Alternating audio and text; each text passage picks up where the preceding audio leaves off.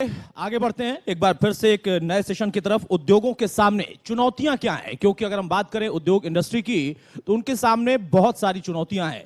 वो चाहे उनका टाई अप किस तरीके से हो पाता है, कनेक्टिविटी कैसे हो पाती है, या फिर अगर वो इंफ्रास्ट्रक्चर बढ़ाते हैं बनाते हैं तो वो कितना सर्वाइवल मोड में रहता है। इस सेशन में हमारे साथ कुछ खास मेहमान होंगे। हमारे साथ पंकज डावर हैं, कांग्रेस नेता। पंकज जी, बहुत स्वागत है आपका मंच पर। हमारे साथ नवीन गोयल हैं, प्रदेश प्रमुख पर्यावरण संरक्षण विभाग बीजेपी हरियाणा। नवीन गोयल जी, आपका बहुत स्वागत है। साथ में नरेंद्र शोकंद हैं, डायरेक्टर हैं क्लैडिंग प्रोजेक्ट लिमिटेड फरीदाबाद। आपका भी बहुत स्वागत है। इस शो को होस्ट करेंगे मेरे सहयोगी अनन्या और राज और अनन्या।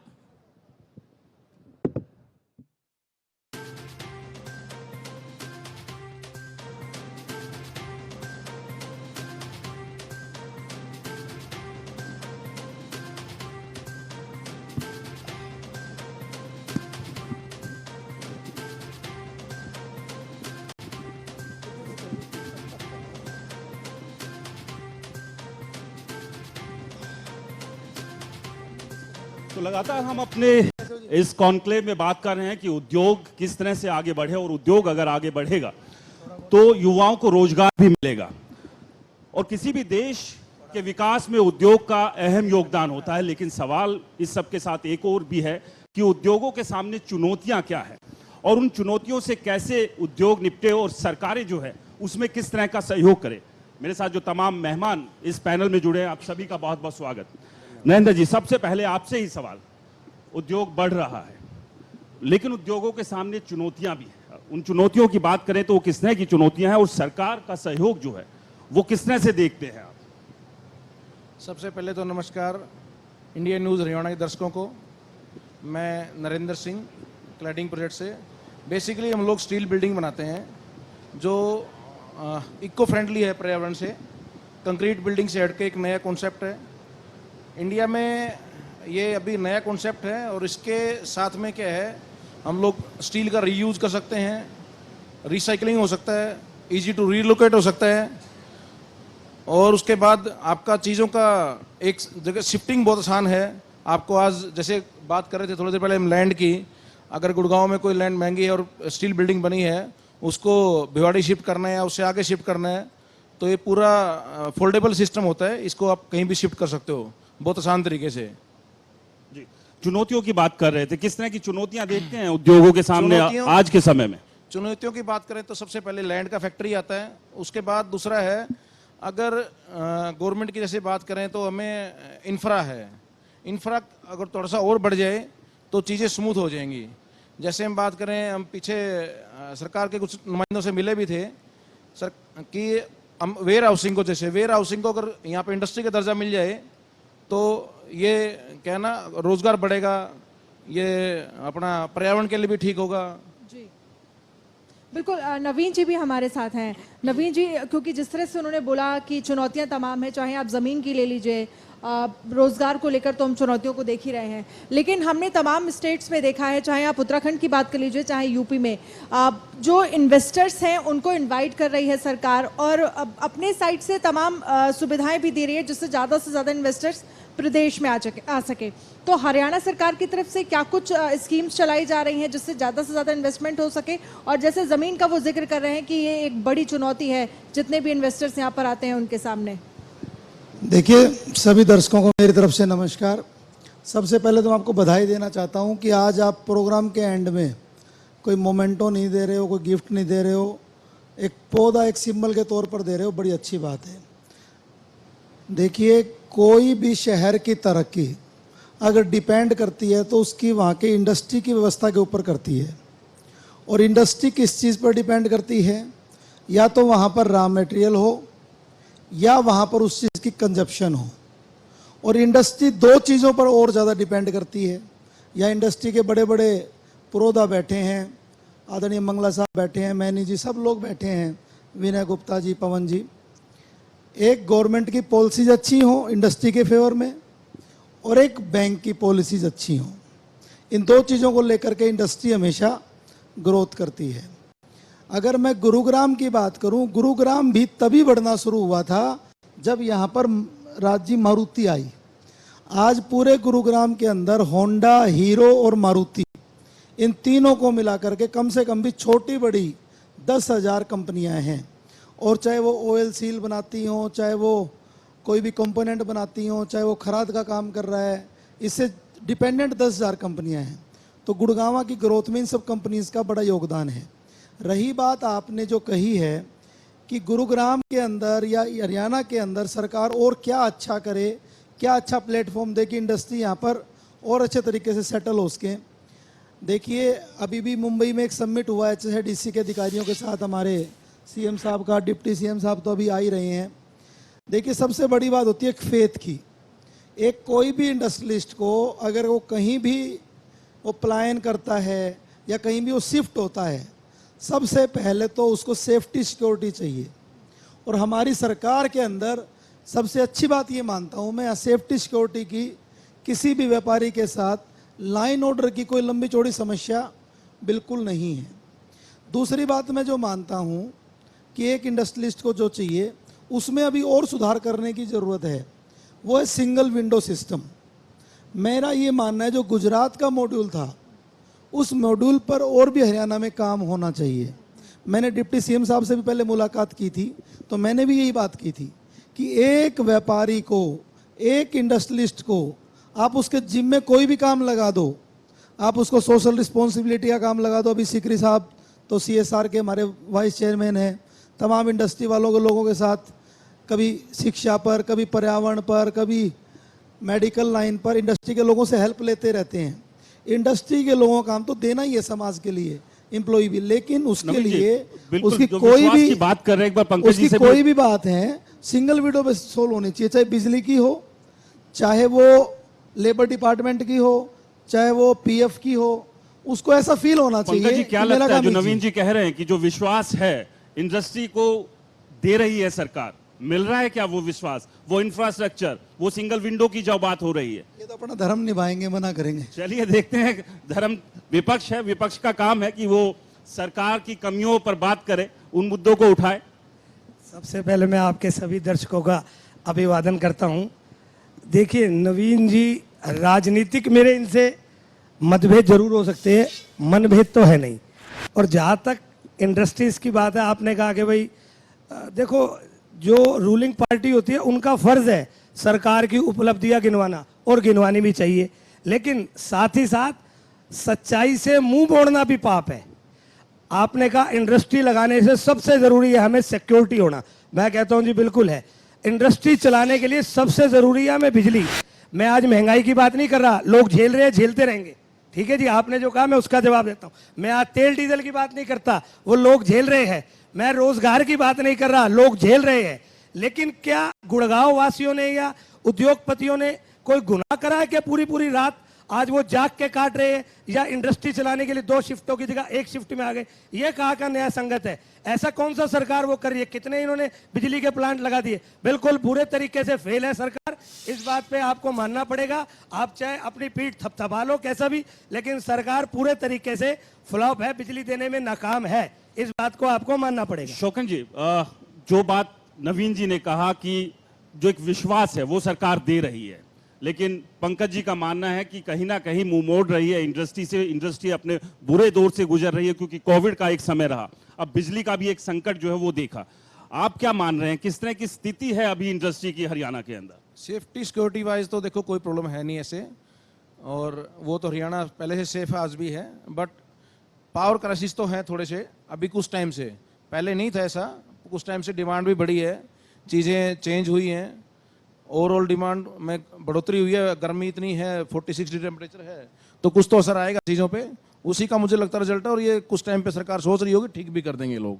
ठीक है, इस पर नवीन जी से जवाब ले लेते हैं। लेकिन नवीन जी, इसी से जुड़ा एक सवाल मेरा ये भी है कि global city round table conference की आप बात कर रहे थे, तमाम इन्वेस्टर्स उसमें इनवाइट किए गए थे, इन्वेस्टर्स की तरफ से फीडबैक कैसा मिला आपको हरियाणा को लेकर? जब आप इन्वेस्टमेंट की बात करते हैं, जब आप ग्लोबल सिटी की बात करते हैं, 1000 एकड़ में पूरी सिटी बनाई जाएगी जिसमें छोटे और बड़े प्लांट होंगे, किस तरह का फीडबैक आप लोगों को वहां से मिला? और दूसरा ये जो जिसको लेकर वो लगातार जिक्र कर रहे हैं कि हम लगातार बात कर रहे हैं, क्योंकि एक ये कहा जा सकता है कि चुनौतियां बहुत ज़्यादा हैं। देखिए, पहले तो मैं आपकी बात से पहले पंकज भाई की बात को कहना चाहता हूँ। अभी थोड़े दिन ना केवल हरियाणा में, पूरी नॉर्थ इंडिया में बिजली का संकट है, जो बहुत जल्दी इसको सुलझा लिया जाएगा। और मुझे इस बात को कहते हुए गर्व है, ये इंडस्ट्री के लोग भी बैठे हैं, 23 घंटे 50 मिनट तक बिजली हमारी सरकार ने गुरुग्राम के अंदर दी है। हमारे केसी अग्रवाल जी चीफ इंजीनियर साहब, नवीन वर्मा जी, हमारे पीसी मीना साहब, बल्कि हमने बार बार इस बात पे चर्चा की कि गुरुग्राम के अंदर 24 घंटे बिजली होनी चाहिए। लेकिन ये कई बार संकट जो है वो यहाँ नहीं है, पूरी नॉर्थ इंडिया में है। टाइमिंग ये फॉर द टाइम है और इसको सुलझा लिया जाएगा। लेकिन नवीन जी, सिर्फ बिजली ही एक चुनौती नहीं है उद्योग के लिए। इंफ्रास्ट्रक्चर जो है वो एक बड़ी चुनौती है। कनेक्टिविटी की बात करें, बहुत सारा, ना केवल गुरुग्राम, फरीदाबाद, सोनीपत या तमाम जो हरियाणा में इंफ्रास्ट्रक्चर और कनेक्टिविटी के बेस पे मैं कहता हूं कि हरियाणा का और हमारे देश का कोई जवाब नहीं है। किसी ने नहीं सोचा था कि दिल्ली मुंबई हम 13 घंटे में चले जाएंगे। किसी ने नहीं सोचा था हम दिल्ली कटरा 6 घंटे में चले जाएंगे। किसी ने नहीं सोचा था हम दिल्ली श्रीनगर 8 घंटे में चले जाएंगे। आज कनेक्टिविटी के तौर पर आप NH जो 48 हो गया, NH 8 था, आज उसको GT करनाल रोड से जोड़ने के लिए इस्लामाबाद से लेकर के कोटपुतली तक रोड बनाया जा रहा है। इतनी जबरदस्त हमारी कनेक्टिविटी हो जाएगी जब से KMP रोड बना है। जब ये द्वारका एक्सप्रेसवे चालू हो जाएगा, ये पूरे गुरुग्राम का पेट बन जाएगा। बहुत अच्छी कनेक्टिविटी है। और जो आप मैडम आप पूछ रहे थे जो समिट के बारे में, देखिए सबसे बड़ी बात तो मुख्यमंत्री जी के विजन की मैं सलाम करता हूं कि वो इतना इस तरीके का विजन तो सोच रहे हैं कि इतनी बड़ी टाउनशिप बने, इतनी बड़ी इंडस्ट्रियल टाउनशिप बने, इतने हजार लोगों को काम मिले, इतने हजार लोगों को घर मिले। मैं कहता हूं कि जब आदमी सोचता है तो कभी ना कभी उस सोच के ऊपर अमली जामा भी पहनाया जाता है। और मैं कहता हूं कि हमारा हरियाणा का व्यापारी, हमारे हरियाणा के मुख्यमंत्री श्री मनोहर लाल जी पर विश्वास करता है। और मैंने देखा है पिछले काफ़ी टाइम से माननीय मनोहर लाल जी हर एक वर्ग के लोगों से बैठ के समस्याएं सुलझाने की बात भी करते हैं, उनसे सुझाव भी मांगते हैं। और तो और पीछे थोड़े दिन पहले आपने देखा वेस्टिन होटल में RWS के सभी पदाधिकारियों से माननीय मुख्यमंत्री जी ने 1-to-1 सवाल पूछे, 1-to-1 के सवालों के जवाब दिए, उनकी प्लानिंग की बात की। और इस बात का कोई इसमें दोहराई नहीं है, यमुनानगर के अंदर हमारा पॉपुलर का इतना अच्छा बिजनेस का सेटअप है। मैंने वहाँ के व्यापारियों से बात होती है, वो सरकार से 100% खुश हैं। और 100% तो खुश देखे कोई भी नहीं हो पाता है। जवाब दीजिए जरा जी। सरकार से 100% खुश है क्या जनता? नवीन जी के मुताबिक तो उद्योग के लिहाज से रामराज है। विपक्ष को क्यों नहीं दिखता है? और अगर दिखता है तो विपक्ष इसे जोर शोर से क्यों नहीं उठाता है? उद्योगों की जो चुनौतियां हैं, मुश्किलें हैं, उसके साथ मजबूती से क्यों नहीं खड़ा दिखाई देता है? देखो जी, नवीन जी ने कह दिया कि 100% लोग संतुष्ट है, उसके बाद तो बात ही खत्म। अब इनके हिसाब से 100% संतुष्ट है। कौन सा ऐसा सरकारी महकमा है जहां पर धरना प्रदर्शन ना हो रहा हो? एक भी ऐसा आप डिपार्टमेंट दिखा दो, कोर्ट के बाहर आप आज भी चले जाओ, परमानेंट लगे हुए टेंट, हर जगह बुरा हाल है।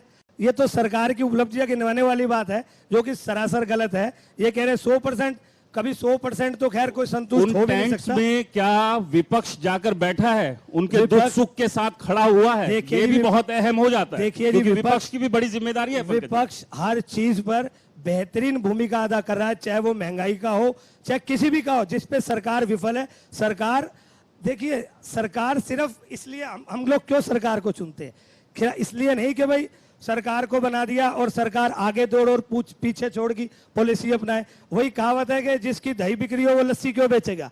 आज जिसके कार्यकर्ता ही अपने आप सरकार बनाए जा रहे हो, तो काम करने की जरूरत क्या है सरकार को? कौन सा काम कर दिया सरकार ने? कौन से पुल आधे पड़े हैं सारे? कोई टाइम पे काम हो रहा? आप मुझे बताओ। आज सीकरी साहब बैठे हैं सामने।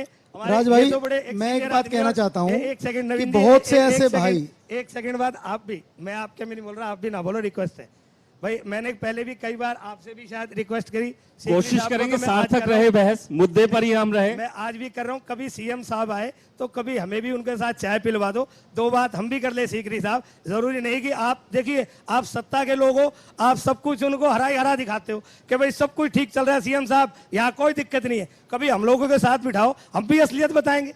ऐसा भी तो होना चाहिए ना कि भाई विपक्षियों को कोई ये थोड़ी ना कि भाई हम कोई पाकिस्तान के, हम भी हिंदुस्तान के। मना तो नहीं करते होंगे, आप जाके बैठिए उनके। हमने तो 10 बार पूछ लिया, 10 बार। मैं तो बहुत ही प्रैक्टिकल एक बात बताना चाहता हूँ। चुनौतियों को लेकर बात करते हैं, दिल्ली के अंदर एक मिनट, दिल्ली के अंदर कितनी सारी सीलिंग हुई।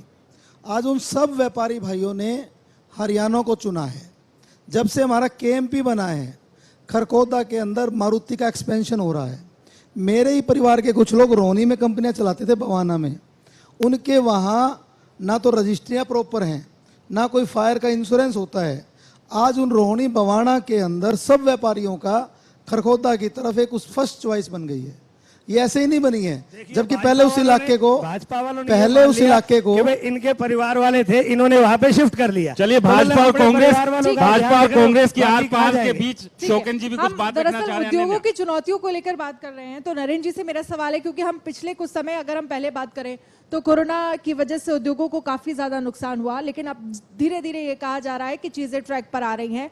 तो क्या उन चीजों को ट्रैक पर लाने के लिए सरकार की तरफ से कोई मदद मिल रही है? आप अगर मदद मिल रही है तो आप उस मदद को कैसे देखते हैं? एमएसएमई, क्योंकि बहुत सारे ऐसे छोटे उद्योग हैं जो उस कोरोना काल में बंद भी हुए हैं। देखिए, सरकार तो इस पूरे एपिसोड में सरकार उद्योगों के साथ ही थी, पर इसमें भी हमें ना टेक्नोलॉजी के साथ में जाना पड़ेगा, टेक्नोलॉजी को अडॉप्ट करना पड़ेगा। जैसे क्या है, हम लोग स्टील बिल्डिंग बनाते हैं, अभी वर्टिकल बिल्डिंग का टाइम आएगा, वर्टिकल बिल्डिंग में स्टील में जाना होगा। ये एक तो इको फ्रेंडली है, दूसरा क्या है, आपका टाइम बहुत सेव होता है। पूरी बिल्डिंग आपकी फैक्ट्री से बन के जाएगी, आपको वहाँ जाकर इंस्टॉल करना है। तो इस तरह की चीज़ें हैं जो आपको अडॉप्ट करनी पड़ेंगी। आप टेक्नोलॉजी साथ में चलोगे तो आपका पूरी इंडस्ट्री ग्रोथ करेगी। रही बात सरकार की, इस देखो समय ही ऐसा था, एपिडेमिक का टाइम था, बहुत लोगों ने यहाँ से मूव किया, लोग घबरा गए थे, पर फिर भी सरकार ने साथ दिया, लोग वापस आए, बुलाए, हेल्प की। पूरे एपिसोड में सरकार का साथ अच्छा रहा। नवीन जी, उद्योग से रोजगार भी बनता है, बढ़ता है। रोजगार देने में कितना कामयाब रही है सरकार? क्योंकि लगातार जो युवा है बेरोजगारी के मुद्दे को उठा रहे हैं कि जो रोजगार मिलना चाहिए युवाओं को, वो उतना रोजगार नहीं मिल रहा है। और इसके पीछे कहीं ना कहीं एक खामी ये भी देखी जा रही है कि और होना चाहिए था, क्योंकि बीच में इस तरह के हालात बने कि इंडस्ट्रीज जो है दूसरी जगह शिफ्ट होने का भी विचार कर रही थी और कई इंडस्ट्रीज गई भी। देखिए, सबसे पहले तो इस बात की गहराई में जाने की ज़रूरत है। हमारा हरियाणा का जो युवा है उसको आजकल आदत पड़ गई है ताश खेलने की, होक्का पीने की और चीज़ों में उसका ध्यान ज़्यादा है। तो यानी कि अपनी खामियों को युवाओं पर डालने, नहीं, उस बुराई को कैसे हटाएंगे? अगर रोजगार नहीं होगा, वो ताश ही खेलेगा, होक्का ही पिएगा। टैलेंट की भी कमी नहीं है। मुझे विनय गुप्ता जी बता रहे थे कि हम अपनी कंपनी के आगे लगाए रखते हैं कि इतने हेल्पर चाहिए, इतने ऑपरेटर चाहिए, इतने ड्राइवर चाहिए, और लोकल लोग आते ही नहीं है जॉब करने के लिए। देखिए, ज़रूरत है अभी रोजगार सेक्टर में बहुत काम करने की, ज़रूरत है अभी उद्योगों में और ज़्यादा एक्सपेंशन करने की, और ज़्यादा सुविधाएं देने की। जैसे एक पर्यटन इंडस्ट्री है, इस इंडस्ट्री को हम बहुत ज़्यादा हरियाणा में बढ़ा सकते हैं। इसके लिए हमारे पास केएमपी भी है, हमारे पास झीलें भी हैं, समुंदर तो नहीं है हमारे यहाँ। हमारे यहाँ ऐसा बहुत सी अच्छी चीज़ें हैं कि हम जैसे ही एयरपोर्ट पे आदमी उतरे उसको हम स्टे कराएं और जयपुर उदयपुर तक का उसका एक पूरा प्लान बना दें। हमारे यहाँ हर तरह की मिट्टी है, हर तरह के यहाँ पर मौसम है, हर तरह के फल हैं, हर तरह की सब्जियाँ हैं। अभी और ज़्यादा हमें इस चीज़ पे चिंता करने की ज़रूरत है कि हम क्या एक्सपोर्ट कर सकते हैं, क्या हम इंपोर्ट कर सकते हैं, कौन सा हमारा हुनर है जिस हुनर को हम और ज़्यादा ला करके हमारे युवाओं को काम दे सकते हैं। और देखिए, मैं तो यहाँ के इंडस्ट्रियलिस्ट जो बैठे हैं उनसे भी निवेदन करता हूँ कि हमारे हरियाणा के युवाओं को आप ज़रूर प्रायोरिटी दें। और मैं भी कहीं ना कहीं बिजनेस ताल्लुकात से आता हूँ, अब तो ये राजनीतिक सामाजिक जीवन के चक्कर में सब छोड़ दिया। मैं भी जीआईए का मेंबर हूँ, मुझे इंडस्ट्री की समस्या का भी पता है और इंडस्ट्री क्या चाहती है उसका भी मुझे अच्छे तरीके से पता है। अभी पीछे ग्रीवेंस कमेटी की मीटिंग में या दौलताबाद इंडस्ट्री एरिया के लोग बैठे हैं, बड़ी खुल के चर्चा हुई है कि इसको अप्रूव करना है, वहाँ के रोड बनाने हैं और सीवरेज अच्छी करनी है, यहाँ पर इंडस्ट्रीज के लिए भी रेस्ट हाउस बनने चाहिए, इंडस्ट्रियलिस्ट को लेकर के भी टैक्स के अंदर हर चीज़ में, क्योंकि ये पेयर हैं, इनको हर चीज़ में सम्मान मिलना चाहिए, इनसे साथ मिल करके और ज़्यादा एक अच्छा पुल बनना चाहिए, इनको इतना अच्छा फील हो कि ये खुले मन से सरकार के साथ मिलकर काम हो सके। तो अभी तो सुधार तो और भी बहुत ज़्यादा किया जा सकता है, लेकिन मैं युवाओं को भी, जो प्रधानमंत्री जी कहते हैं कि अपना लक्ष्य बड़ा करो, कोई भी काम छोटा नहीं है। अगर हम छोटे लेवल पे काम करेंगे, चक्की बोलते हैं, अगर उसको हम बड़ा कर लेंगे तो स्पेलर हो जाएगा, सॉरी वो फ्लोर जी, मिल हो आप जाएगा। चक्की की बात कर रहे हैं, अगर तो अगर MSME अगर सेक्टर अगर को लेकर अगर क्या छोटे प्लानिंग लेवल है? पे स्पेलर क्योंकि इससे लगाएंगे, पहले जब हम बड़े चर्चा कर स्केल रहे पे थे, ऑयल मिल हो तो जाएगा, हम चर्चा छोटे कर रहे लेवल थे पे जिसमें स्क्रैप कहा जा वाला रहा हो था कि जाएगा, 1 लाख से बड़े भी स्केल पे ज्यादा बड़े एप्लीकेशंस हैं जो पेंडिंग में है एमएसएमई सेक्टर को लेकर। प्लानिंग क्या है सरकार की, कैसे आप एमएसएमई सेक्टर को आगे बढ़ाएंगे? देखिए सरकार के सारे जवाब तो मैं नहीं दूंगा, यहाँ पे जवाहर यादव जी बैठे हैं, सरकार से ज़्यादा सवाल तो आप उनसे पूछना। लेकिन मैं तो ये मानता हूँ, अभी दुष्यंत चौटाला जी भी आ रहे हैं, एमएसएमई के हमारे मिनिस्टर हैं, हर एक प्लेटफॉर्म पर सरकार क्या बेहतर कर सकती है उसके लिए अधिकारी भी प्लानिंग करते हैं, समय का अभाव है, समय का इंडस्ट्रीज अभाव के है। लोगों से हम सलाह भी लेते हैं और एक रोड मैप पुल बनाने का हम पूरा काम कर रहे हैं। और जितनी नौकरियां इन 7 सालों में सरकार ने दी हैं, आप कंपैरिजन कर लेना, इतनी नौकरियां पहले की सरकारों ने कभी नहीं दी। क्लोजिंग कमेंट्स ले लेता हूं पंकज जी और नरेंद्र जी से, समय का अभाव है। पंकज जी क्या लगता है, सरकार ने इतने रोजगार दे दिए जो बात एक आपने गाना सुना होगा, नवीन जी कह रहे हैं। पानी रे पानी तेरा रंग कैसा, जिसमें मिलाया उस जैसा।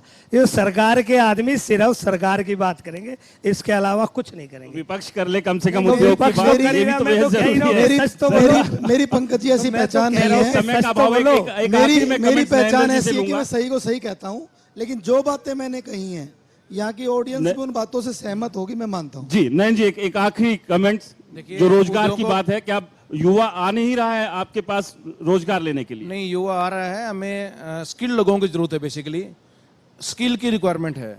स्किल पे मैं कहूँगा सरकार से भी थोड़ी रिक्वेस्ट करेंगे कि स्किल लोगों के लिए कुछ करें, तैयार करें, अच्छी यूनिवर्सिटियाँ बनाएं, जो चीज़ें करी हैं उसको थोड़ा इम्प्लीमेंटेशन पे और ध्यान दें। इम्प्लीमेंट होगा तो हमें अच्छे स्किल लोग मिलेंगे। चलिए बहुत बहुत शुक्रिया आप तमाम you. मेहमानों का। Associate sponsor Haryana chamber of commerce and industry district Panipat chapter, JMS group.